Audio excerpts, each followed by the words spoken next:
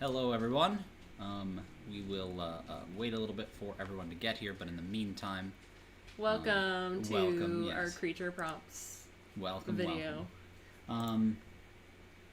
Yeah, Cassie and I were talking about creatures, and we found that that sometimes creatures that people create become too alien for the world that they exist in.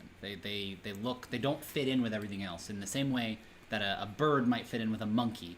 Yeah. Not that they look the same or that they have the same traits or anything, just that they look like they belong on this planet because they're things we've seen. Grady's here. Hello, Grady. Say hello in the chat if you guys are joining us today. But yeah, sometimes those types of creatures come off looking really a little alien or over designed. We have been talking a lot about creatures, and actually got a nice new book called Fundamentals of Creature Design. It's definitely really interesting, but we still tend to look at creature creation a little bit differently than displayed in this book, I think. Yes, yeah. So this book is very cool, and it lots of helpful elements, though. Absolutely. Yeah, what they do is they take multiple different briefs, like for an artist, and they talk about how they might iterate through it. It's actually a really cool concept. A lot of them do end up actually almost doing some of the things that they're saying they're not doing, in a way. But it's sort of my personal constraint that I want the creatures that we create to fit sort of in the world, whereas the creatures they create would be like right at home on an alien planet. They're just creatures, but they're alien, but they're just like our environment couldn't birth them. Yeah, I was going to say, we should probably define, like, how alien is alien. You know, what exactly we're talking about. And I'm thinking anything that takes place on an environment that is not like ours, like silicon carbide, oh my gosh, silicon-based life forms, or something like that, something crazy like that, is a little too alien. Yeah. Oh, yeah. Tiny. I was afraid that would happen. Okay. That's all right. No, yeah, I was moving my screen around. Okay, we're going to fix that. But, yes, I want to fix that. But, so what we're going to do is make our Zoom window, this window a little bigger. No, we were going to take a look in this book at some of the prompts, because in the back they did have prompts. Again, it is a very good book. We were just very nitpicky because I was trying to do a very specific thing. But they have these exercises in the back of the book. And because of the way they wrote the exercises, it kind of worked out very perfectly. Do you want to, should we talk briefly about the one that we already did a little bit? Yeah, sure, yeah. Let's do that. Like, there's one sentence, so read the one sentence, and then we'll talk about something that, from this little, very small thing we created, because... From this one sentence, it made at least two different kind of creatures that we could put into a world. So this one was a flightless bird with poisonous barbs or spurs. This sent us down a pretty interesting rabbit hole. We found out that there are some birds that have, like, poisonous flesh based on what they eat, and are, like, toxic even to the touch, which was wild. So we definitely wanted to incorporate that into some kind of avian creature. Yeah. But that was the really cool thing, is because of what it was, a bird with either poisonous spurs or barbs. Yeah. That got us looking at sort of what something like that would look like. Hey, Christopher. Hi, Christopher. And that just allowed us to follow multiple paths that I guess wouldn't be as interesting to recount, but like that little tiny bit gave us so much, I feel like. So what we were going to do is we were going to do another one. Yeah. Basically, and show you what those little bit of constraints can kind of find us. And what it looks like. So yeah, I wouldn't say you should pick. I think you should kind of pick at random and that's and what read I'm it. Okay, right? yeah. Just like kind of point at one, and then we'll just read that one. You might need to choose it. Okay. This one. No, I'll point to one, and you read it. That one. That one? Okay.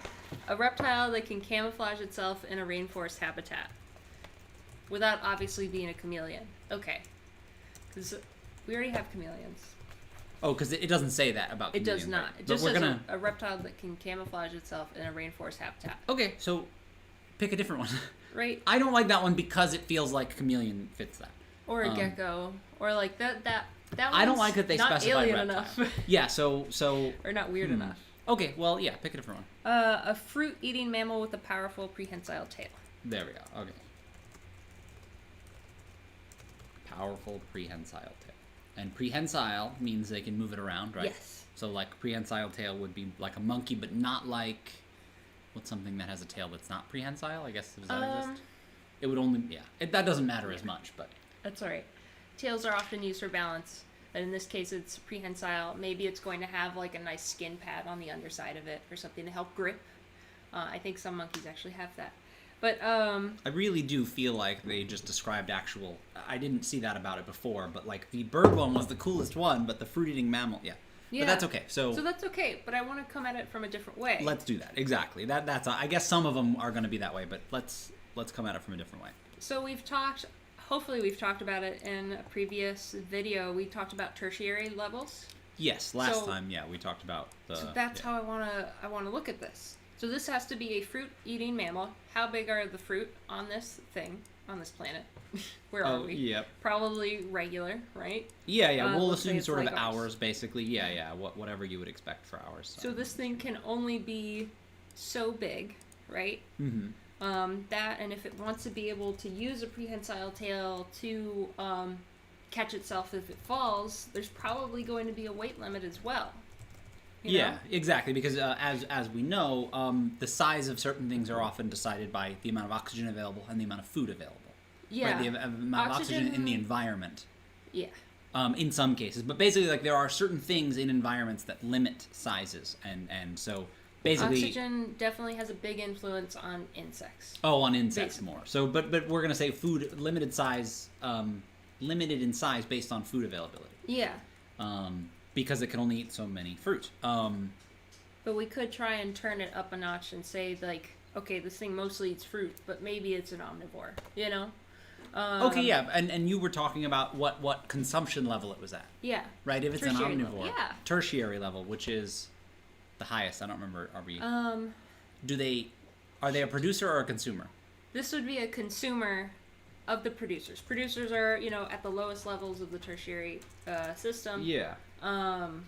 So we'd be working our way up. So this might be a second or third tertiary level animal. Okay, yeah. Another thing that's actually a good point. A thing we can do is we have our little template, and so I'm gonna clear it out here. So environment, we know is going to be in the. Oh, we don't know. Diet omnivore. Primary biome. Doesn't matter, right? Oh. Just. Well, we can use that to influence what this animal is. Well, yeah, okay. So actually, that's a good point. Yes, sorry. I shouldn't ask you those questions before I clear these out. Because it does not specify a biome. Yeah, exactly. So, but food chain location is what we had on our list from last time. Yeah. So, like you said, tertiary, which is sort of the middle. Sorry, I thought it was all called the tertiary system or something. Oh, no. Tertiary is just one of the levels. Yeah, tertiary. Pardon me. Okay. What is the actual... I've been saying the wrong word then. Oh, okay. And consumers' nature. So this is something that I wanted to show off. I think you guys get to see this Chrome window. I hope so. I wanted to... sometimes we need to learn things to see what we're talking about, and I wanted to show that because... Oh, the trophic levels. They're called the trophic levels, right? Sorry, everybody. That's trophic okay. Levels. Like I said, part of it is learning, and I wanted to focus more on showing stuff off because that's the point. Is when we talk about the trophic levels, I want to open this, just this image. We have primary producers of the plants. We'll go over this real quick. Yeah. The primary consumers, which are basically insects and small rodents, usually that eat plants. These are all very broad generalizations. And then the secondary consumers, for example, the scorpion you see, will eat grasshoppers, but gets eaten by the fox. So it's sort of like it's a food chain. It's literally a food chain.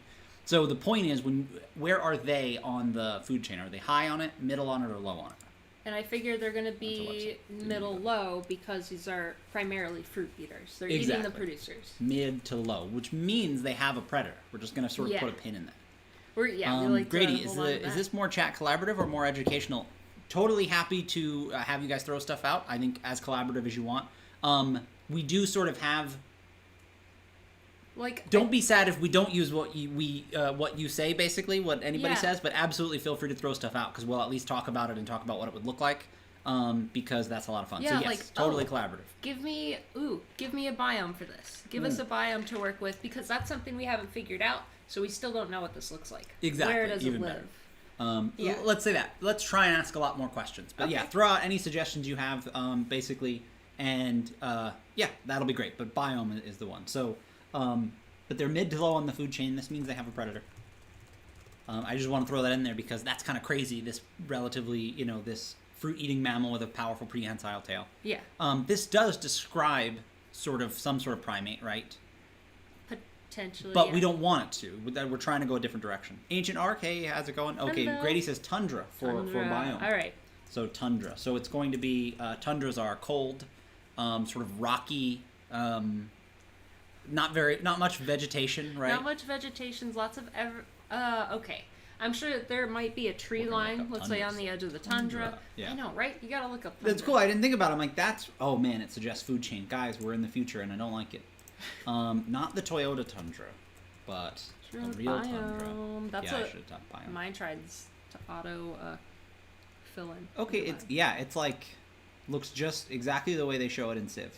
Treeless plain? Treeless plain, okay. I love that. Yeah, I'm going to go to Wikipedia and read. I wanted to show a few pictures, but this is what a tundra in Greenland looks like. In physical geography, it's a type of biome where the tree growth is hindered by low temperatures and short growing seasons. So those are our constraints. Low temperatures, short growing seasons, and at least on our planet, very high north. Okay, so for the sake of this exercise, we're going to have to then say that there's a type of fruit or something that can sustain this, because otherwise tundra wouldn't be viable, but I want to... I think that's perfect. That's actually good, because when we ask questions and get answers, I think we're going to try to use them whenever we can, because that creates a cooler thing. I know, tundra's because that gives hard. us... Yes, but I'm imagining, Grady says berries. I'm imagining there's a type of tree. There's something they eat. Like, let's consider that we get to create the whole world, right? There's some sort of fruit that does grow here. Yeah. Maybe, I'm going to say words that I don't think match. It's a, cave fruit? Cave maybe, fruit. I don't know. I'm imagining between areas where maybe the wind doesn't blow as much, there's a little bit of vegetation, this very hardy thing grows. I don't know. I'm trying to think, why would I have a prehensile tail if I'm on a tundra? That doesn't work. Okay. There's nothing to grab onto, so we need to make that thing. But that's what's interesting. We haven't talked about the rest of its appendages. Trees. Oh, all right. Forests, because we're also forests. creating the place. Yeah, tundra is usually inhabited by grazing animals. So yeah, what if... Oh, probably migrating, grazing animals, I imagine. What if this is an area that didn't used to be a tundra? So exactly what you said. Okay. This used to be forested. Now we're just making the whole world, right, guys? My hair's crazy. We're making a world, all right? Your hair's great. Hang on. Don't worry about it. Yeah, it's just that there's a perfect silhouette where it pokes out. Christopher, I'm creating a game... Ancient Ark, it digs a lot, but Christopher says, I'm creating a game setting where monsters are central theme is horror, a tribute to an 80s obscure cartoon called Inhumanoids. How do you do huge kaiju monsters? We will put a pin in that. Maybe we'll talk about that later, because we want to go through this prompt, but... Here, actually, how do you make them translate well to horror? Ooh, okay. Nope, keep going. Finish your thought. No, I was just going to say, we can absolutely turn hard left. That's just a different... Let's but I make think, this we're going to finish this a little bit, Make this into something we don't want to run into. Yeah, okay, so prehensile tail. I was saying something, and I let myself get distracted by the chat a little bit. That's okay. I know, right? I'm gonna... so, Christopher, I'm going to copy and paste your question, so hopefully we'll come back to that. Yeah. Or we will, towards the end. Exactly, or at least, we'll take a break from this. But, so... maybe I was saying that I wanted to use the chat's answers because that does make it more difficult for us, and I do like that. But we talked... I was going to say we didn't talk about what other appendages it had. Right. Oh, I remember now. Maybe this became a tundra, so maybe there was a large forest here or something, and suddenly, very quickly, it became a tundra, maybe due to magic or something. Yeah, and it could be magic, or it was a particularly brutal winter and glaciers are just on the move. We could... Yeah. Exactly, whatever it is. But basically this... Like you said, a sort of petrified, maybe, style forest. Flash frozen forest. Exactly. Of some maybe have leaves, some don't, some, and there are caves here. It is a forest, but it no longer vegetation and a lot of life here. But these fruits grow, something. So let's say with the flash frozen thing, let's say it is magic in nature, and what it did is it made imbued everything with cold, or what have you. But let's say that means we have this creature that lives clearly in the trees, not clearly in the trees, but in a cold environment, but suddenly it's switched to super cold. It's also imbued with magic, so it has cold attributes, even though it still looks like something that might belong in a warmer place. Does that make sense? Yeah. Basically, it was forced to adapt quickly because it was relatively okay in the cold, and then it really needed to do something else. Okay, but Tundra. But yeah, so and then that's the thing. Somebody said grazing animals. What if it became a hunter, like you said? This is something you don't want to run into. Oh yeah. Because what don't you want to run into on a tundra? Something that can run faster than you. Yes. Because it's all about outrunning at that stage. Yep. And because we did say a fruit-eating mammal, but we landed on omnivore, so I'm okay bending that now that we've decided that they had to go through an adaptation. Yeah. And I think most animals are opportunists and will get protein when they can, regardless, even if they mostly eat fruit. So we could have it start primate in nature. And that's the thing; it doesn't have to. I think anything else is better. I'm just saying, like seems to me they were describing a primate-like thing. Yes, I'm gonna try and look up what other animals have prehensile tails. Oh, okay. Animals. I'm gonna do the same with prehensile tails. You gotta show everyone. New World monkeys. Okay. So is the tail of an animal that is adapted to grasp or hold objects. Yeah. Fully prehensile tails can be used to hold and manipulate objects. And okay, animals with fully prehensile tails. New World monkeys, opossum, anteaters, a lot of things I haven't heard of. A harvest mouse, a porcupine, New World porcupine. Okay, this thing looks cool. A tree pangolin. You know what? I didn't think about it. What if it was like pangolin in nature? That's what I had that kind of rumbling around in my head, but I wasn't quite sure. I think that could be good, but I want to give it a little more of a chunky face.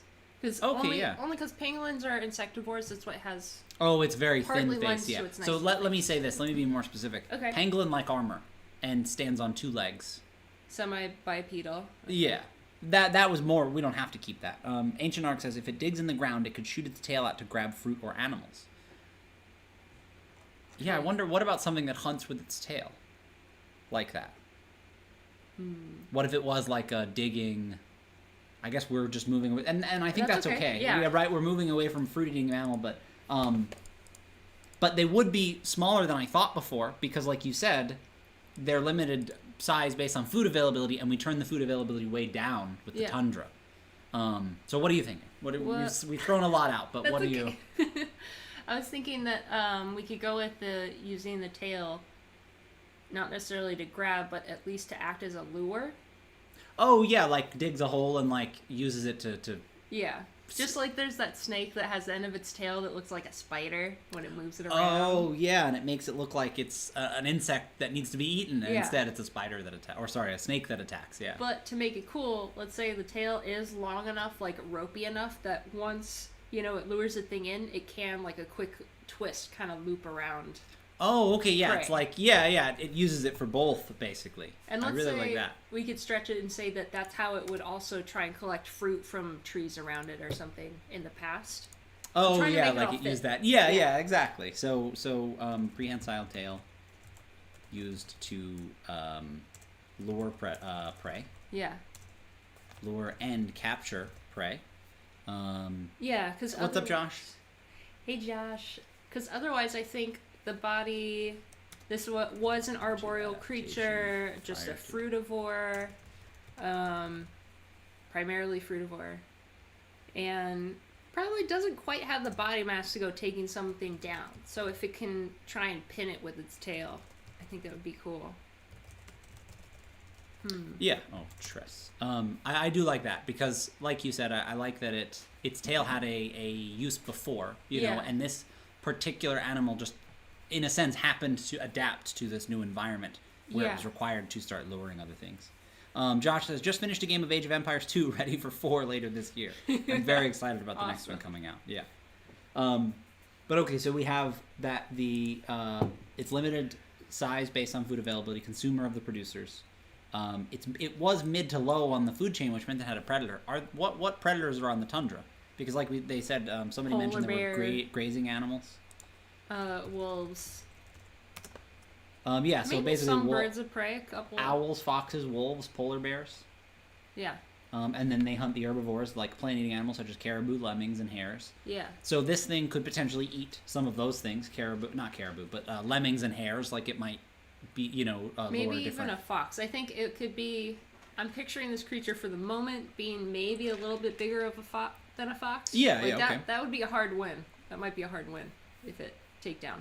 Oh, and that's good. Yeah, no, but I think that's all right. Like you're saying, the size of a fox. I love that because I'm now imagining more it being more fox-like. Yeah. With less pangolin or less rodent-like, a little more fox-like, I guess. Josh says, if limited size based on food availability, does that mean there are gigantic versions of somewhere in Utopia of that fruit? So in a sense, yes, it does mean that if they were in an environment where they had a lot more food, they would be bigger. Like it's unlikely that on the same planet they exist in another place, I guess. So we need to consider that. This creature used to be bigger. Yeah. Pre-Tundra. Oh, basically. pre-Tundra, yeah. Pre-Tundra and this time, maybe just a long time ago. They've just gotten slowly smaller. Oh, yeah. but no, they've gotten bigger. I'll tell you why. Okay, yeah, let's talk body about it. size usually increases with the cold because it's more efficient at holding warmth in. So it should theoretically have become bigger. Oh, as okay, it adjusted to the cold environment. Oh, interesting. That's a good point. To hold in body heat. So yes, we did originally say that they were bigger and maybe got smaller, but maybe we started too big. Yeah, that was opposite. Exactly. So that's perfect. So instead, these were a smaller thing, more like rodents, and now they're becoming bigger like foxes, basically. And that's because, like you said, the more mass they have, the more heat they can keep in. So they would get bigger as it gets colder. And we can go with the whole digging aspect, although maybe it's a good digger in some parts, but like permafrost, they'd have to deal with that in the tundra. Oh, I think it would dig more through like snow and like underbrush and because there are some areas, yeah. There would be parts where there's and I think because Ancient Arcs has fox-like but with a long snakish tail. I don't know, exactly like what we would have to work on the tail, but exactly still prehensile tail. So it would maybe dig small holes and it would lure stuff because of the permafrost. It would get very little probably digging. And visually, I'll play with the fox idea, like it should have a nice luscious coat, but I pictured at first something more like a monkey. As far as like fur? Or what do you mean? In what sense like a monkey? Like that it looks like just the body. Originally the body would be a little bit like that. Yeah. But now we're making this thing a little meatier and denser. Yeah. Bigger. I do want it to be a little bit more snake-like. Good thing I got a sketchbook. Okay. Yeah, and that's okay because the important thing is one part of it is talking about it and another part is seeing if the design works, and that doesn't work as well on the stream. Right. Well, we'll see what it produces, and if there's anything cool, I'll put it on the Instagram, the Cassie Art. Oh, yeah, perfect, exactly. Follow Cassie on the Instagram. You see there if you want to see her sketches of this. We'll answer Christopher's question. We'll talk about it. Yeah. And then maybe we'll do some more creature stuff or whatever. We're kind of just hanging out, doing whatever. But this is great. I like getting to talk about it and show just another way at coming at creature design. We're letting the environment and limitations we set there help guide the creation. I don't know. It's cool. Exactly, because we were we were talking earlier how the book we got on creature design, it's this really cool book by 3D Total Publishing. They have a bunch of really cool books about drawing and different various things. And while it is very cool, it, like as I was saying earlier, they take a lot of different elements from different things and put them together, and it creates a very Hollywood monster or creature, and that is okay. But I am working to make a little more realistic. I say or real, like literally true to life. If you want to show one of the more, oh sure, yeah. I guess actually, let's see if there's another. And there are some really good ones in here. Like there's an alien crustacean character. I'll see if I can actually pull it up. Yeah, but they go over like different types of wings and like there's a lot of really cool stuff in the book. But it's just it. This one was actually very cool alien creature. I wasn't sad about this design. Yeah, it is a little back. There we go. Yeah. It kind of can't really see it. It's right behind the light, so it's a little dark. It's okay. But you can kind of see it. But the idea is it is very cool. But I like that the environment drives it a little bit more, and that we can change the environment because we're kind of making a world or something. Because sometimes it seems over-designed, like they had a rhino-like being or whatever, and had a dewlap that it would show if it went back on its back feet, and it also had tusks over its shoulder, like big elephant tusks that were just placed there, but it doesn't gel. It doesn't match. Gel. It doesn't really work. Yeah. And again, very cool monsters and very cool creatures, and the book really did well what it set out to do. But let's go. I'll talk about Christopher's question a little bit, just because Yes. I know that could be fun. Because we should. But Christopher says, I'm creating a game setting where monsters are our central theme is horror, a tribute to an 80s obscure cartoon called The Inhumanoids, which we're going to have to look up. Yep. How would you go about that? How do huge kaiju monsters translate well to horror? I'm going to answer the last question first, because there are examples of kaiju, huge kaiju in horror, and I think the main way it works is like a Cloverfield style thing where the thing that's scary about a kaiju monster to a person, to a human that's this big, is that it's so big. The scale of it is just so big. Pigbug says, fox-like creature. Would you describe the fox-like creature as a cunning trickster? Oh my god.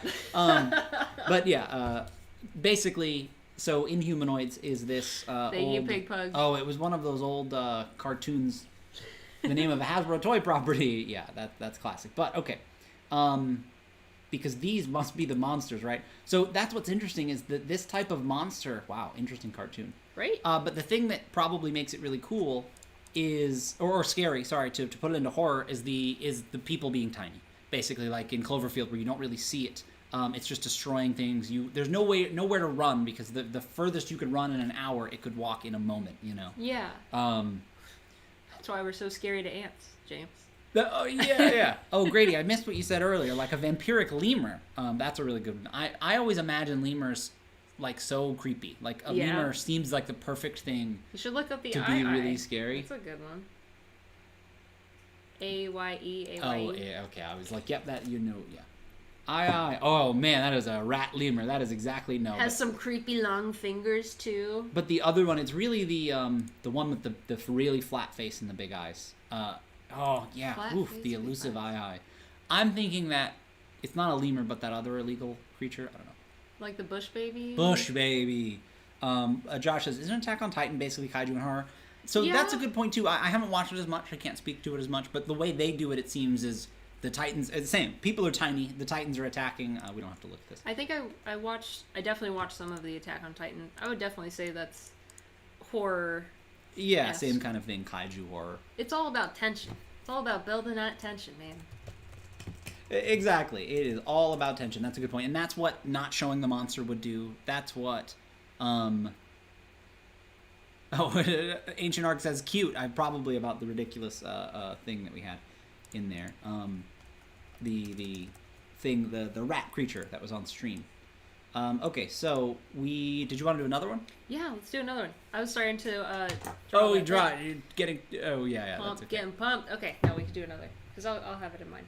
Yeah. Cassie had to slip. I somebody mentioned it, so I had to toss it in here. This one sounds fun. Okay. Pack hunting creature that disorients its prey with loud noises. Love it. Okay. Right. Fun. Pack hunting creature. What did you say? Loud noises? Yep. Okay. All right. So we are going to need some stuff here. So we need to know about. I just want to lay some ground rules for sound. Yeah. It is harder to hear things in dense foliage, so like forests and whatnot would be difficult. Mm-hmm. Having a pack to maybe move around could help with that. For disorienting with loud noise. Trying to find that. Having wide open spaces, the ocean, like, good old orcas and dolphins, that would work as well. Trying to think of where that key factor would be. Yeah, where that, because our constraint is pack creature. Yeah. The loud noises are less, but I like something underwater. I think that's cool. Because sounds work really well underwater, particularly well. It's very common. What about... We'll talk about a few starting places, and then we'll decide a starting place, yeah. We could still do water, but let's say this thing lives in cave systems instead. Okay, yeah, like underwater cave system. So underwater cave dwelling is one idea. Yeah, that's one option. And Josh... Underwater deep sea would be cool. Yeah. Not sure yet. Yeah, Josh says, so do they use the same sounds for communications like wolves and orcas? Yeah. How about a pack of flying creatures? Never see that. We could also put that in. We could do flying, because it's the loud noises. That is another option, yeah. I kept thinking about the ground. Yes, if you guys think of any, Let's make it... Why not... I've heard of bats. I haven't seen I mean, as silly as it sounds, why not avian? No, and that's good. There's Somebody said flying, but yeah, an avian. Oh, yeah. Specifically avian. I feel like a bat is the go-to for sound when it comes to a flying creature. But I think it would be cool if it's instead of bird. And we actually saw, I remember looking up a video where there was the bellbird that had a call at 123 decibels. Wow. It was bananas. Yeah, It's the so loudest the bird ever. bellbird loud. We're not going to play the video, but Yeah. I wanted to show you at least the bird because it's not a very large bird. It's not, and it's doesn't look very impressive. Yeah, but basically a bird in our world is able to create a sound loud enough to disorient us. Sounds like an alien sound. But It's so bizarre. you're saying maybe we want to make something like a bat, which when we say bat, we mean that rather than having feathered wings, it has membranous wings, right? It might have hooks. Like, what does bat mean to you? Membranous wings, echolocation, funky nose. It's gotta have a funky face. Yeah. It doesn't have to be blind, right? There are some bats that are blind. There are some, but there's like fruit bats and whatnot. They can see pretty well. Josh says, what if they use sonic booms to disorient? I do like that. We did make another creature that flew and made sonic booms, so I would probably not do that again. Not because it's not a good idea, but only because we made that in the creature. Something like that. So only for that reason I wouldn't, but it is very cool. I do like a bat. Okay. But that does seem too easy. Is that funny? Is it guys, should we do a bat or should we do something else? I want to see if anybody thinks. But we have bat, underwater cave dwelling, underwater deep sea, flying, / avian. Because that's one idea. Do we have any other ideas? Pterodactyl. So I guess I wouldn't make a dinosaur. Yeah. But we could look at the things that pterodactyls do. Yeah, I need to look up. Because I feel like the late Jurassic period with a long, slender neck and very short tail. I didn't realize their tail was very short. Little baby interesting. tails. But yeah, something like that would work too, because the other thing is that big, Pterodactylian. That's not a word, I don't think, but I made it up. Pigpug, maybe the disorienting part isn't so much about the sound, but it emits a frequency that cancels out voices. That can be pretty disorienting. So it would probably use it to hunt, so it would be able to see it. It knows it's not a word. It would that would be cool. I like the idea that as a separate thing, it has a it can do other things with sound, right? It can cancel out voices, for example. Yeah. I do like that. But I'm going to put it in a different section because I think it belongs somewhere else. Can make noises to cancel out other noises. This is disorienting to humans. Orienting to humans. I think a flying winged deer. Well, technically you could make one. Those parts don't quite work. So yeah, okay, that's a good example. We could still play with it, but that's what's interesting. Ancient Ark, a flying winged deer. We'll talk a little bit about that. A little bit later. We'll do one of these. There's a reason we're not going to do the flying winged deer, but we'll talk about it. And that it comes down to, in my opinion, what Cassie said means that it will come out looking the alien that we don't want it to look. Some of the designs in the book have that tendency where it just doesn't match up some of the parts, and it's hard to make those parts match. And actually, give us one example. I think I know the one. But why couldn't a creature like that have wings? Gosh. Because it is relatively heavy, right? It's very heavy. We could say that the bones are hollow and have a structure, but deer, we'd have to change how it works. Exactly, and I guess that's the important thing is we're not going to do it for this, but we can talk later about what we would have to change. And while we start on flying winged deer, we will end with something very different because it can't be a flying winged deer, but it can be something. So later, I think we'll find what that something is. Like, if we wanted flying to be a real attribute, then it's going to have to be definitely more avian, and we might be able to... So maybe we'll take something from deer. That's what I mean. We'll get into that later. Where you're I see you looking at that train, and I need you to get on this one. It's departing. What? I think we're going to go with bat. I think okay. Because you seem to have an idea. On second thought, it would be really weird. But that's the thing. It's a good place to start because something that doesn't fit makes us ask questions, and asking questions makes us create cool stuff. Exactly. So you're absolutely on the right path. and we didn't get to like really talk about it, but we're trying to make sure that we don't just take things that we like and then slap them together. Exactly. And make this thing look like it is a deer with a pair of wings and a fin just attached to it. Yeah, which is sometimes how it works. Like, okay. Nope, let's keep going. Okay, well, because there's a few comments. Messages. That's okay, yeah. NPC number 746862. I was sure I was going to do it well, and then I totally got in my head.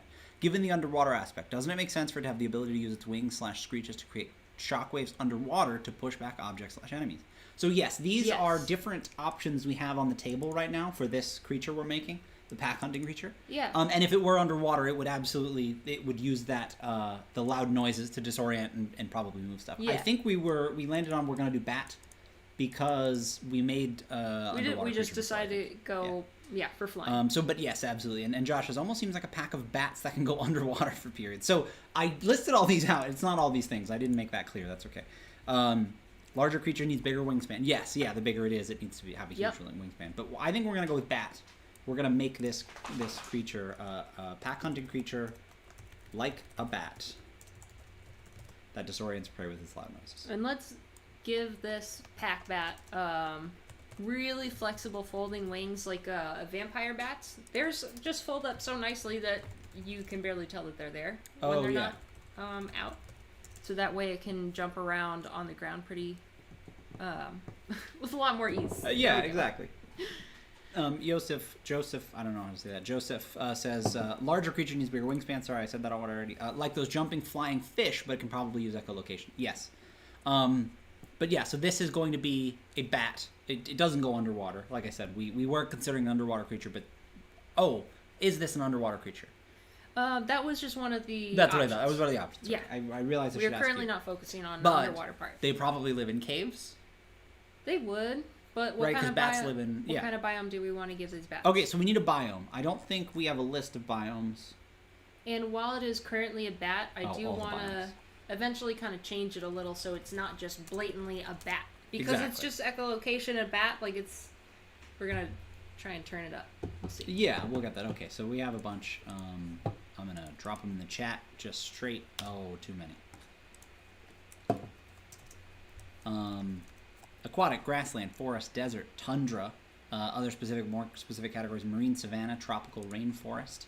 So if you guys want to see a specific biome, drop it in there. Yeah. Bats are really cool, NPC says. Just like how well sing these things could sing too. I imagine it must be scary to hear such singing while at sea.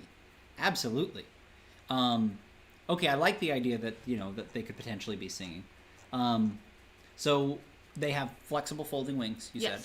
We're looking for a biome. Everybody said they were going to supply a biome. I forgot where we were. Diet. What do you think for diet? Pack hunting creature, so probably other animals. It has to be. That's the thing. Yeah. Something else we know. I didn't even think about it. Something else we know means they have to be. So at least carnivorous. But do you think they're omnivorous? Pack hunters are they're going to eat stuff, right? Omnivorous, but mostly carnivore. Like 70% of the diet has to be meat. Yeah, so carnivorous, but we'll eat fruit if they come across it. Yeah. Yeah, like it'll absolutely, but yeah. Ancient Ark says, so flying LRADs, so that's probably a military thing. I don't know, Yosef, if we want them to swarm, because now I'm starting to think, okay, if this is a pack hunting thing, how successful are they at hunting? That's going to limit how big their pack can get. How many exactly. of them? So you can't have necessarily huge roost of the fruit bats that we see, that you might see, because protein is so much harder to come by. Let's talk about that for a minute to jump into that. The idea is you keep saying how successful they are at hunting, and the way they measure that, or the way I've seen it on like TV shows that Cassie watches, is they talk about the percentage of times that they catch something, right? The amount of time. So on the high end, one of the higher ones, nothing has 100% percentage, right? Right. That's just not how it works. Sometimes something's going to get away. So African wild dogs, I think they're called, have a 70% rate. I'm going to look it up right now. Success rate, because they had one of the highest. Because I guess we can 80% of the cat. Lions only prevail around 30% of the time. Okay, so lions 30%. So that's what I wanted to focus on. Is some animals 30% of the time they'll catch something. Yeah. That's part of why lions die. They don't catch any food, right? If there's not enough food for them to catch, or they don't hunt well enough, they die. They can't scavenge. If they can't scavenge. So we should give these guys maybe characteristics of the African wild dogs. Great at communicating. Maybe they have big old ears just like them. So that's it. Yes. So cheetahs are pretty successful, and coalitions more so. Is a cheetah... They can form, like, groups of coalitions. Yeah, I didn't know. Yeah. I usually Grady hear Cook it in says terms coastal of savannah. Okay, yeah, we were looking for a biome. Good call. Coastal savannah. All right, I like yeah, that. right? I threw some out. Coastal savannah. And I feel like that works with other things we were saying. Okay. That's not how the world works. If you type in coastal, it's like, what? Okay, so coastal Georgia, interesting. I just wanted to see, like, I don't know what does that means. look like? Yeah, kind of. Yeah, Josh, they absolutely make some crazy sounds. Yeah. Okay, we're gonna look up specifically what savannah is, because sometimes it just you gotta spell it right, guys. Guys and gals, you gotta, let's see, because reading like the beginning of. Do they have to live in caves? No, they don't have to. Yeah. Because I think with Yosef, like, they absolutely could. I mean, in this world, why not? We could always give them some caves. African savannah. I need to point something out. Yeah. No, that's okay. I mistakenly spelled savannah A-H, and the reason I got all that Georgia stuff is because that's how they spell it in Georgia. This is how you spell savannah, everybody. I learned something on stream. I was excited for that to eventually happen. Because if you look stuff up, you gotta learn stuff on stream. Oh, absolutely. Or with an H, I guess. Okay, it works both ways, but whatever. I was happy. It's a mixed woodland grassland ecosystem characterized by the trees being sufficiently widely spaced so that the canopy does not close. Okay. Good to know. I love those very specific things. So that means that these guys can fly unencumbered as well. Oh, yeah, because they can fly. Sound's going to travel very easily. Yep. Or more easily. Yeah, that covers a lot of the stuff. So we could make these guys kind of big predators. Okay, and that was the other thing. You mentioned one of the... Okay, a lot of people said things. I'm sorry. African wild dogs make very odd sounds. Yes. Joseph says coastal caves. I think that there would be, like, some would live in caves. If you think about it, there'd be so many that, like, some would live in caves, but some could potentially live in the trees, right? Like, feel free to still toss stuff out, Joseph. Yeah, absolutely, because it's just giving me, like, another thing to consider. Exactly. Grady says high winds to lift flying animals. Yeah, the high winds would help, potentially to help them take off. Because maybe that's hard. That's hard for them to get flying again once they're on the ground. Yeah, Grady says rock face roosts. I do like that, right? Especially caves. Every time the heroes are holding onto something in a cave and they have to reach their arm in, there's bats. Like, every time. So, absolutely. Okay, I thought you decided on caves. We are bad at deciding on things. That's our bad. We bounce around a lot. I'll try to... This animal strikes me as a canyon dweller.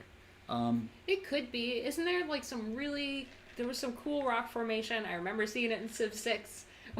I think it was like limestone spires almost, and it has really deep gorges between them. Oh, yeah, like a natural wonder in Civ. A natural wonder, thank you. Specifically. I don't know exactly which one it is, but that is very cool. And it could live in a place like that, and maybe that's where it roosts, and then...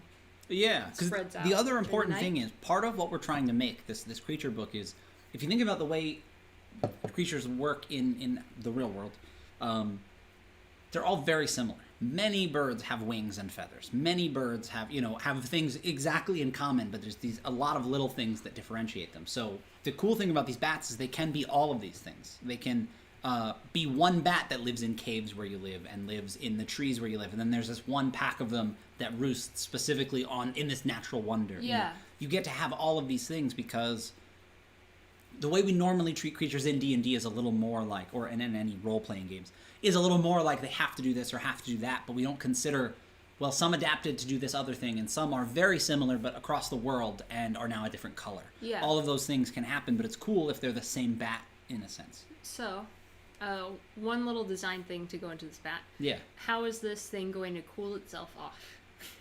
Okay, so what makes you say that? Flying generates a lot of heat, right? Well, our regular bats that we have now, they're generally small enough so it's easier to lose heat. I don't know a lot about flying foxes, so don't hold me to that, but I know the smaller bats, easier to lose heat. Birds have, just the scales on their feet, and that's where they lose a lot of heat as well. They will overheat if you cover them. Another thing is, it seems like bats have to flap a lot more than birds. Yeah. Right? Flying for birds and bats is very different, where birds can kind of be in, they can be in a holding pattern. They actually call it that when you're flying a plane, where you're just kind of staying in the same spot. You know, not landing or anything. They can do that. They can sit against the wind, you know, these high winds. But a bat, It's exhausting. it's kind of always flapping. It's not really, and I don't know that for sure, but that's the point, is like, it's going to be a lot more difficult, which means they're going to have to really get rid of that heat. Yeah. And I guess it wouldn't be real, well, it could be really warm If there, this is too. in the savannah, It could be, yeah. In my mind, I was thinking tundra, and yeah. But okay, think caves in the Grand Canyon, cave-dwelling Native Americans, etc. Absolutely. And Joseph says, I can't not be reminded of vultures and how they have nests on cliffs. Yes, like the one little branch poking out and the big fat cartoon vulture nest on there, and absolutely. This was for the other thing. So that's why I wanted to think of, like, how is it going to lose heat? Because then we can maybe give it a cool attribute based off of that. Well, yeah, so you mentioned that chickens or birds do it through their feet. How do bats do it? Do we know? How do I'll have to look bats it up. control heat? Well, I like looking it up because people get to see. Exactly. How to get rid of bats? No. Nope. Trapped in the darkness They of night? thermoregulate. No. Not that. No, we did the... More than 80% of the energy consumed during flight generates heat as a byproduct. They believe the bat wings should dissipate large amounts of heat to prevent hypothermia. I had a feeling their wings would help, that their wings would be a big part of it. Okay, Joseph says, bats cannot sweat to cool down in the heat like we can. Instead, they pant, lick their wings, and fan their wings to cool off. Yeah, that makes sense. Makes sense. That's the thing. Specifically, yeah, the way it works is the heat is in their wings. They, make their wings hot, and the air passing over them cools them down. That makes sense. And so the bigger they are, or the thinner they are, potentially, the more surface area that the potentially cold air, if they're flapping them, can help. Yeah. But that's the point, is they use their wings. We should give them a different air system then. Birds have an awesome one-way air system. Oh, okay. You know? I see. I didn't know what you meant by air system. That makes sense. But so you mean like they're breathing, basically, like they're potentially use their lungs to help.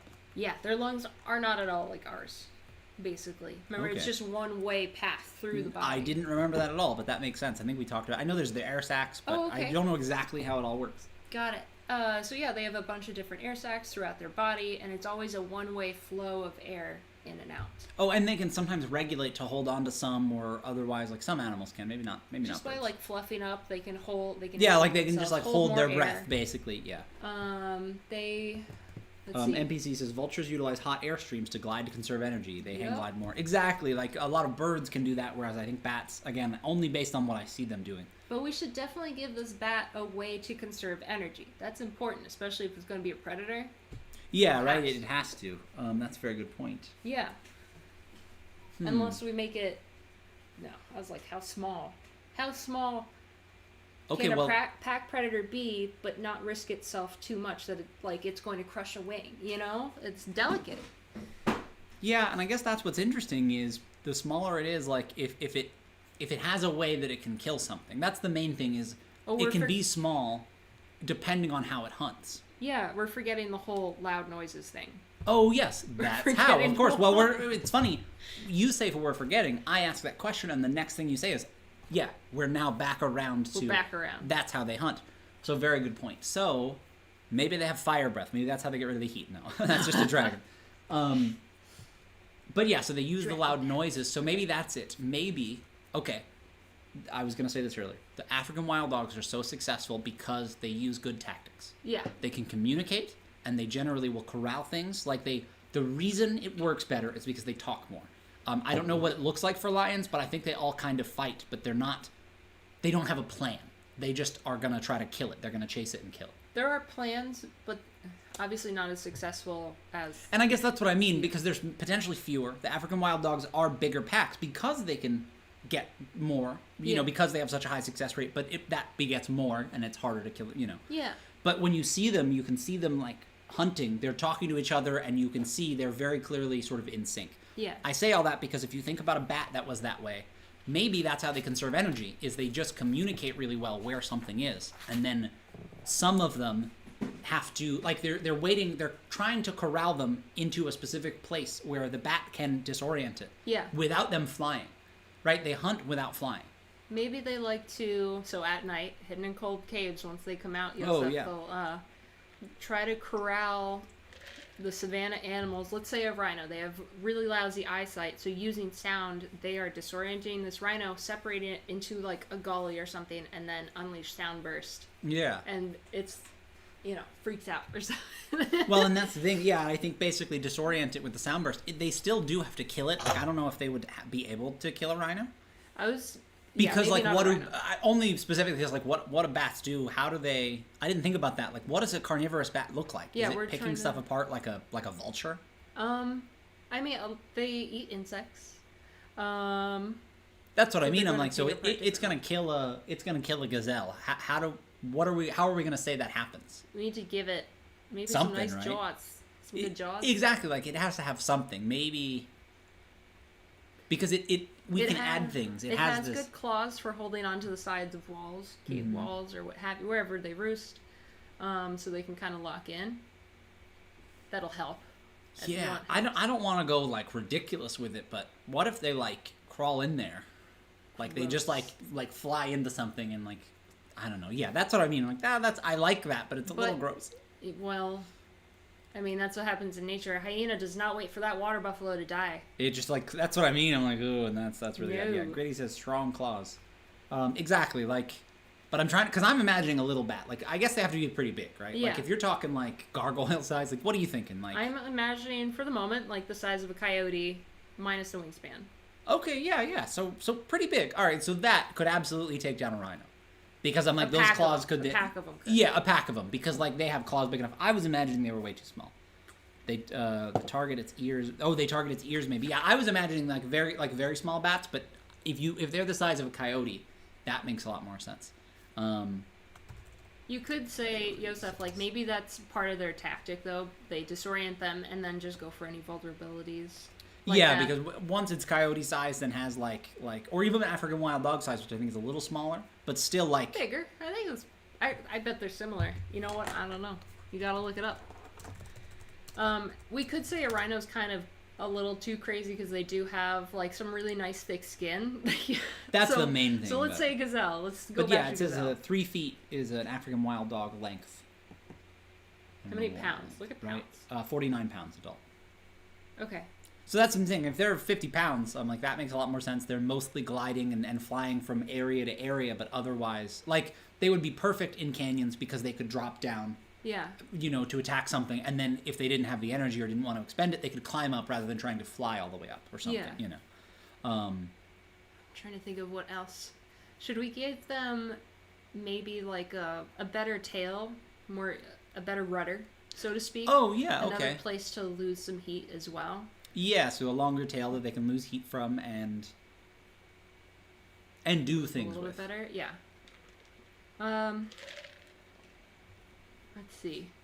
Yeah, I like chasing things off cliffs. They can still chase it into a pack of them, Oh, yeah, exactly. That's the other thing, is they can sort of corral them into more of them. And I think if you think about a bat that's as big as an African wild dog, a 50-pound bat, it now has claws that are sufficiently big enough to just tear into something like... Yeah. I mean... If they wanted, they could potentially kill a lion if they got it separate. Like I've seen in nature shows a bunch of hyenas attacking one lion.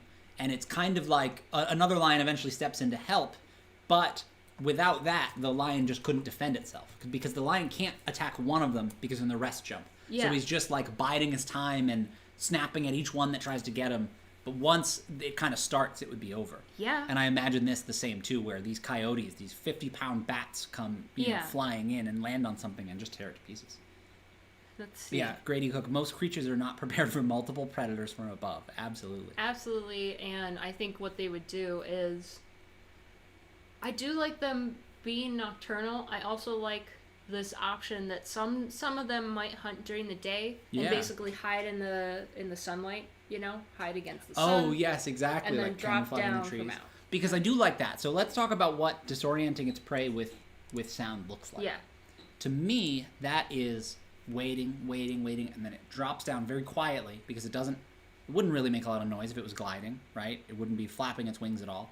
And it would potentially glide over and then, make this noise and disorient something, and then the pack could jump on it. Yeah.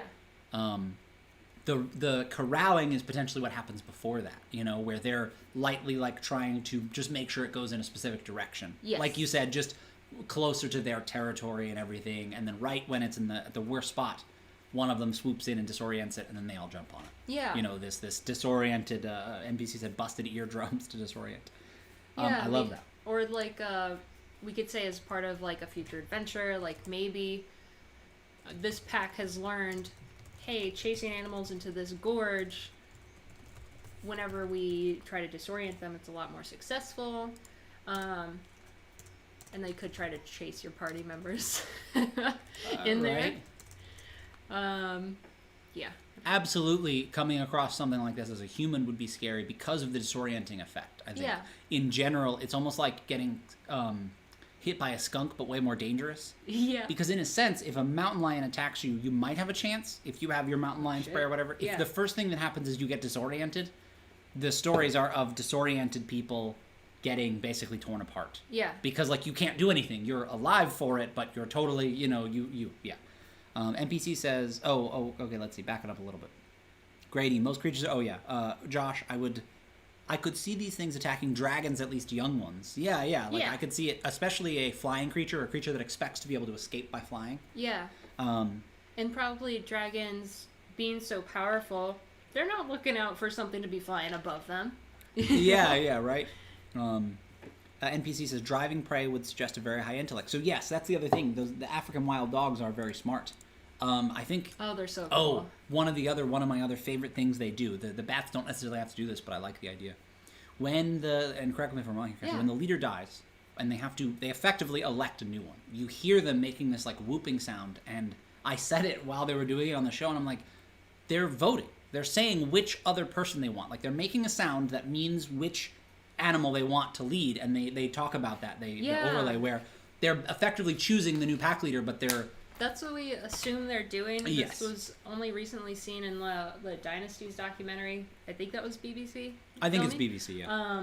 But they're still trying to figure out exactly what it is, but it seems like after the alpha pair passed away, they have basically elected a new pair to lead the pack. Yeah, so yeah. And they also take care of each other, which was cool. One of them had a broken ankle, and the pack absolutely still took care of it. And like filming, they showed next year, that one's still there, still doing its thing. Exactly. So cool. And those things are some of the things that absolutely separate like our intellect or smartness from other people is being able to help something that can't hunt anymore, right? So helping something that's worthless to you as far as your hunting pack. A broken ankle. I think bats do that as well, actually. That's really cool because that would fit right in. Because I feel like I remember reading that. Joseph says mountain savanna looks like a suitable biome and has a lot of high altitude locations and mountain ranges, making colder than average savanna. I like that. I am imagining this sort of mishmash now of tundra and savanna almost. Not like that they need to match, but I am imagining a very interesting environment, which is something I wasn't ready for, where I'm almost mashing up different environments in my head, and it seems kind of cool. What are you looking for? I'm still trying to find if the bats care for each other thing. I just remember reading that vaguely. Well, and that's okay, because I like the idea. So, Josh, how high can they fly? Flying higher could be a good way to cool off if they can breathe. Yeah. Good point. I think that they could fly pretty high. Again, more likely I can see them like... If we give them the oxygen system of a bird, absolutely, they can... Oh, they'd be able to do that, yeah. Because maybe if they can't, and I don't know if bats can't glide exactly. I think they can, but like, if they can jump off of higher things, they can glide a lot more and lose a lot more heat, Yeah. And I like that. All right. NPC, Tundran, physical geography. Tundra is a type of biome where the tree... Oh, yes, that's what we talked about Tundra a little earlier. Are these guys going to have regular skin? Oh, like regular... Like, depending on where they're living, are they going to be furry? Is it going to be, like, a loose skin? What are we thinking? I'm not really sure. Yeah, I don't really know exactly. Because basically they'd be in savanna, right? So right. I guess skin and, like, fur. I was imagining just a regular bat. Obviously, it doesn't have to be that at all. I'm trying to make it be more than just a bat. Yeah. Well, and that's the thing. I think that we have a lot of something to start. Right. Again, that's another one that's like we're going to start here and continue designing and see where we land because it's still very early. But it's fun. It's a lot of fun to do this. And we were going to talk about the flying winged deer. I want to talk about that real quick. Yeah. We'll start wrapping up here. Okay. But I want to talk about flying winged deer because sometimes constraints are a good thing. Yeah, because flying means something and winged means something. Well, it's actually interesting. And deer means something, right? Flying means it can fly. Winged doesn't necessarily mean it can fly. Winged means that it has wings. We actually saw a grasshopper earlier today in real life outside that had little tiny vestigial wings, which I haven't really seen on, but they don't work. Something. Yeah, so that was very cool. Pig Pug, what's the temperature you want the area to be? Does the climate determine temp for you or vice versa? So I think the climate decides the temperature, but the main thing is we threw out biome and somebody came back with coastal savanna, and so that's how we landed on it. Yeah, and I like that because usually I think of just like forest or something, so that was a good selection. And we did touch on a lot of things and go back and forth on a lot of things, but as I mentioned earlier, one of the cool things is some of them could live in the savanna and some could live in the tundra. They would have different things about them based on that, right? It would need to lose less heat if it was in the savanna. Yeah. So tell me what your terrifying idea is, NPC. We're going to talk about that in a moment. Yeah, tell us. And talk about so they would need to get rid of less heat, right? So they would potentially be smaller and more common, whereas in the cold they would be bigger because the cold is usually, more body mass. You know what I mean? Yeah. Like, you can have it in both places still in your world, and I think that's cool. Yeah, that was an interesting phenomena I remember reading. This doesn't apply to all animals, of course, but generally, the closer to the equator you get, the smaller the animals become, and the further north or south towards the poles you get, the larger the animals become. Okay.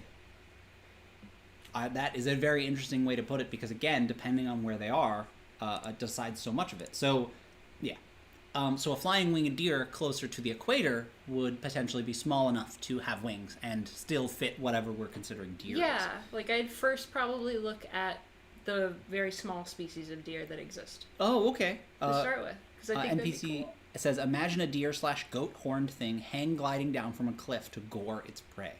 I do like the idea of something. I don't think that most things do this because these things are at odds, but I like something that can fly and gore. But if you think about it, that's tough because you have to have thin, soft bones, basically, to fly, and hard, strong bones to gore. And the horns themselves, like the neck muscles needed to hold that. Exactly. So it's a very heavy creature, so gliding helps, but maybe this thing can't glide. Can't fly. Oh, yes, yeah, exactly, because we said flying, but maybe it's not a flying winged deer, but maybe it is simply a winged deer, and that would mean that it could hang glide. A winged ungulate, currently. Ungulate deer. And I like to say... How do you get your prey off your horns? Yeah. How do you get your prey off your horns? Yeah, I like to say ungulate just so that opens it up to any kind of, hoofed animal, Yeah, exactly. Yeah, rather than deer, it's a winged ungulate. Yeah. And because that is better. So, but that's okay. So imagine that. Imagine a deer/goat horn thing hang gliding down from a cliff to gore its prey. So it can't necessarily gore it, but what can it do? Smack it off the side of the cliff so it goes tumbling down. I do really like that. Like anything that knocks like that. That comes up a lot. I got eagles. I got dragons. Because it's a very smart way to hunt. If there are cliffs, you knock the things off the cliffs and then you go get them, Yep. So maybe that's it. Maybe it knocks stuff off the cliffs, but the gliding is to easily get to where the prey is. And then it's another sneaky way to sneak up from above, Exactly, but especially if it can throw something off, or maybe it's a scavenger. Yeah. Maybe it scavenges a lot more, so it's mostly looking, so its wings are a good way to travel from the higher peaks to the lower ones. But then, like a goat, can climb up basically sheer cliffs, maybe. So what does that thing look like in that case? Okay. I have no idea. So we need to think, I'd like to think of the structure then, because that's going to help. We want this thing to fly, but we want it to have horns. It's going to need a nice big keel bone, to power big wings. Does it not have front appendages, or should we give it? So basically, wings instead of Oh okay. no, that'd be really hard on the outside. I was gonna say that's the thing. Yes, it would have to be able to climb cliffs and fly, right, or glide at least. Yes. So I think it would be like a goat in that it had 4 legs. Yeah. And 2 of them are 4 legs. What? I just wanted to make that wordplay. They would have 4 legs, and 2 of them would be in the front, or 4 legs. But yeah, so it would have to be able to climb, so the wings could probably fold. I am just imagining a Pegasus. Yeah. That is a goat, and that's not. I don't think that's good. That's not what I want. I'm picturing something actually pretty bulky. Yeah. Yeah. Because again, it would only have to make sure it didn't hit the ground too hard.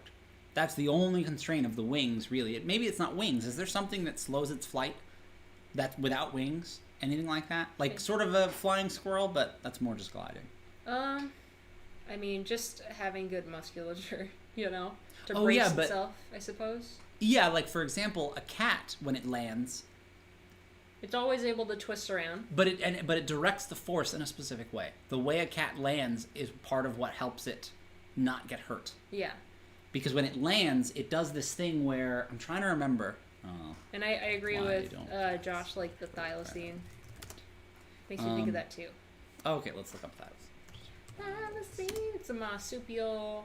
Oh wow, okay, this is Of a a very type. interesting thing. So Josh says deer / wild dog is kind of like a thylacine. Yeah, very interesting. It could be a fun base for that. Yeah. But okay, so so when cats land on their feet, their joints absorb the shock associated with the landing. The softer the landing, the less likely the cat is to injure itself. Well, that makes sense. But cats are loosey-goosey.